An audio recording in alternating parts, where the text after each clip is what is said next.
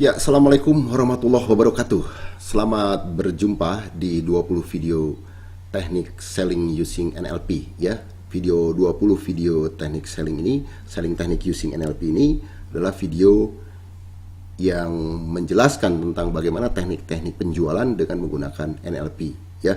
Oke, perkenalkan, nama saya Muhammad Rudi Firdaus, seorang hipnoterapi dan NLP practitioner ya. Ini ada beberapa kontak saya yang bisa Anda hubungi. Nanti pada saat Anda misalnya mau melakukan menanyakan sesuatu kepada saya tentang bagaimana aplikasi NLP itu di dalam teknik penjualan khususnya ya. Walaupun sebenarnya NLP ini adalah bisa diaplikasikan dalam semua kehidupan gitu ya. Khusus untuk komunikasi dengan saya, Anda juga bisa menanyakan bagaimana aplikasi-aplikasi selain juga dari bidang penjualan. Oke? Ya, saya akan menjelaskan 20 video di sini ya, dari mulai sejarah NLP itu sendiri, kemudian apa itu NLP, yang ketiga manfaat NLP dalam kehidupan ya, banyak sekali nanti manfaat-manfaatnya yang bisa Anda aplikasikan dalam kehidupan. Yang keempat adalah mekanisme perilaku manusia. Nanti saya akan menjelaskan bagaimana perilaku manusia itu seperti apa sih mekanismenya ya. Kemudian yang kelima adalah pilar of NLP. Ini asumsi-asumsi dasar bagi kita ketika kita akan menggunakan teknik NLP ya. Yang keenam adalah modeling ya. Modeling ini adalah teknik meniru, bagaimana kita bisa memodel satu tokoh misalnya ya, satu idola nanti supaya kita punya pencapaian target sukses yang kita inginkan itu jelas ya. Yang ketujuh adalah melakukan teknik modeling itu sendiri. Jadi kalau yang nomor 6 ini konsep dan teorinya, tapi yang ketujuh itu langsung kita apply, langsung kita lakukan bagaimana teknik modeling yang efektif yang bisa dilakukan oleh kita ya. Yang kedelapan adalah melakukan passing leading dengan teknik building rapport. Nah, ini sangat penting juga yang nomor 8 ini. Ini boleh dikatakan awal dari semua teknik ya. Karena teknik ini sangat powerful. Ketika kita sudah bisa melakukan passing leading, maka kita bisa mendapatkan apa yang kita inginkan. Semua ini bisa berjalan dengan baik ya. Walaupun banyak teknik di melakukan passing leading ini bukan saja teknik building rapport, tapi teknik building rapport ini teknik yang direkomendasikan lah ya, teknik yang umum dan populer yang digunakan banyak orang. Ya, yang kesembilan adalah metamodel ya. Metamodel juga ini satu teknik yang boleh dikatakan wajib ya, yang dimiliki oleh seorang NLP. Ini masih bentuk konsep dan teorinya di video ke-9, tapi di video ke-10 kita langsung apply juga, kita aplikasikan bagaimana metamodel itu bisa kita lakukan, yaitu salah satunya dengan teknik yang dinamakan comparative dilatation ya. Nanti lebih jelasnya kita tonton saja di video ke-10. Di video ke-11 ada aplikasi masih aplikasi metamodel, aplikasi metamodel yang namanya lack of referential index for selling ya. Secara jelasnya juga nanti akan saya jelaskan lebih detail bagaimana teknik ini bisa mempengaruhi pikiran orang pada saat kita melakukan penawaran atau penjualan ya. Kemudian dalam video yang ke-12 ada aplikasi metamodel juga, masih aplikasi metamodel.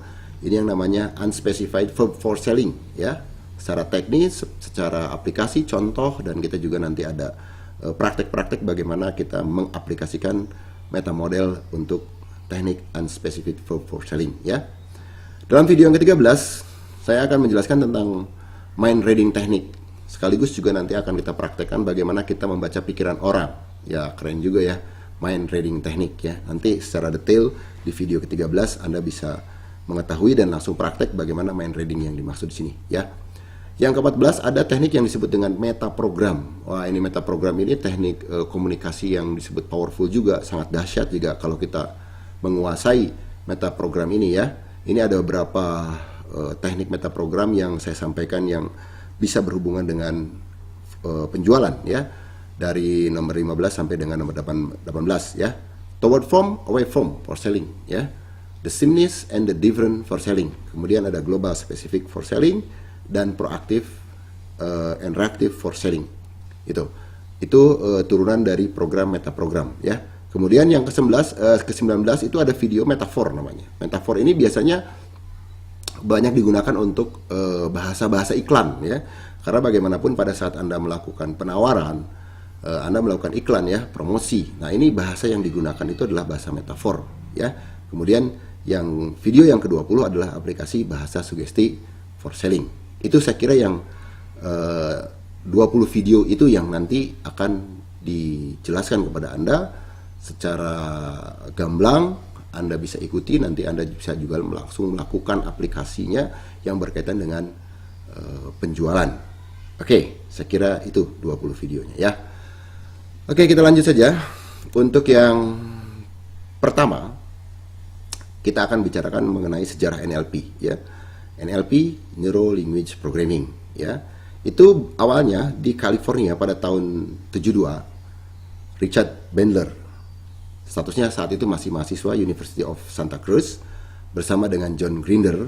Ini adalah profesor bahasa, profesornya dengan mahasiswanya ya. Mereka berdua sepakat untuk mempelajari kesempurnaan keterampilan komunikasi gitu dari ketiga orang ini, dari terapi penyembuhan ya yang dilakukan oleh ketiga orang ini, oleh Virginia Satir yang mengembangkan Conjoint Family Therapy, Fritz Perls yang mendirikan aliran Gestalt Psikologi, dan Milton Erickson yang mengembangkan clinical hypnotherapy. Apa yang mendorong Richard Bandler dan John Grinder ini melakukan penelitian ketiga terapis ini?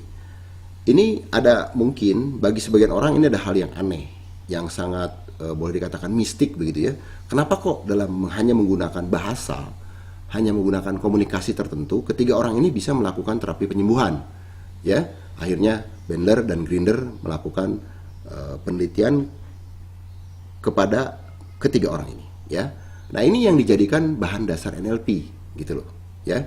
Nah, untuk memperkuat bahan dasar NLP yang dari tiga orang terapis ini, mereka memperkuatnya kepada ketiga ahli komunikasi ini ya. Ada ahli linguistik, 2 ahli linguistik, dan 1 ahli antropologi ya. Nah, NLP ini diciptakan berdasarkan studi subjektif terhadap bahasa ya. Jadi bahasa orang yang satu dengan yang lain itu mempunyai keunikan dan mempunyai perbedaan gitu ya. Sehingga komunikasi itu bisa merubah pola pikir atau perilaku seorang. Ini ya. Misalnya contoh begini ya. Ada orang yang mendengar kalimat macan, ada yang takut, ada yang ketika mendengar kalimat macan dia biasa saja, tidak takut-takut amat gitu. Ya, tidak semua orang mendengar kalimat macan kemudian menjadi takut, gitu maksud saya. Ini yang disebut dengan studi subjektif terhadap bahasa ya. Karena yang satu misalnya yang takut kepada macan, pada saat dia mendengar kalimat macan, bayangannya itu dia pernah nonton seekor macan memakan seekor kijang dengan buasnya sehingga dia merasa takut gitu. Tapi satu orang lain ketika mendengar kalimat macan dia biasa-biasa saja karena yang dia tahu macan itu seperti di buku-buku cerita yang wajahnya, kepala macannya itu dibuat lucu-lucu ya dengan berwarna-warni kayak gitu ya. Itu yang disebut dengan subjektif. Makanya di dalam penyampaian, penawaran, di dalam selling itu tidak semua orang bisa responnya berbeda ketika ada yang misalnya diskon, ada yang responnya kencang, ada yang ketika kita kasih tawaran diskon kok biasa saja gitu. Nah, nanti bagaimana NLP ini, Neuro Language Program ini bisa dimanfaatkan, bisa digunakan di dalam penjualan, kurang lebih seperti itu. Detailnya nanti akan saya sampaikan di video-video berikut yang jumlahnya 20 tadi. Oke ya. Nah, kita lanjutkan masih sejarah NLP. Jadi pada tahun 90 akhirnya Bandler dan Grinder itu memisahkan diri. Akhirnya Bandler menjalankan ajaran melalui The Society of NLP, dan John Grinder akhirnya mengembangkan New Code dan mendirikan NLP Academy di London gitu ya. Nah, ini yang kedua orang ini sudah pernah melahirkan 3 buku tentang NLP ya. Yang pertama adalah The Structure of Magic 1 dan 2, kemudian Frog into Princess. Ketiga framing ini buku pertama dan ini sangat terkenal sekali ya. Oke. Nah, akhirnya karena NLP ini adalah satu tata bahasa dan komunikasi yang bisa mempengaruhi pikiran orang, walaupun pada awalnya itu digunakan untuk penyembuhan, untuk terapi, tapi akhirnya berkembang ya, bisa digunakan untuk bisnis. Kenapa? Karena pebisnis juga manusia yang punya perilaku, punya pikiran, punya tata bahasa, ya, konsumen juga demikian.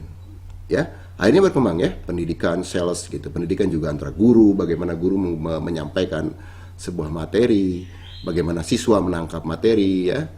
Kemudian juga bidang sales, manajemen pimpinan, artinya bagaimana pemimpin nanti ini bisa mengelola anak buahnya dengan efektif, karena mereka adalah manusia-manusia yang berbeda. Jadi setiap manusia itu pada dasarnya sangat berbeda. Nanti kita bisa lihat di video tentang the pillar of NLP ya, bahwa ada prinsip-prinsip dasar bahwa manusia itu berbeda di dalam mempersepsikan sesuatu, gitu ya. Oke, saya kira itu sejarah NLP yang perlu saya sampaikan. Mudah-mudahan bermanfaat dan kita bisa ketemu lagi nanti di video selanjutnya. Terima kasih. Assalamualaikum warahmatullahi wabarakatuh.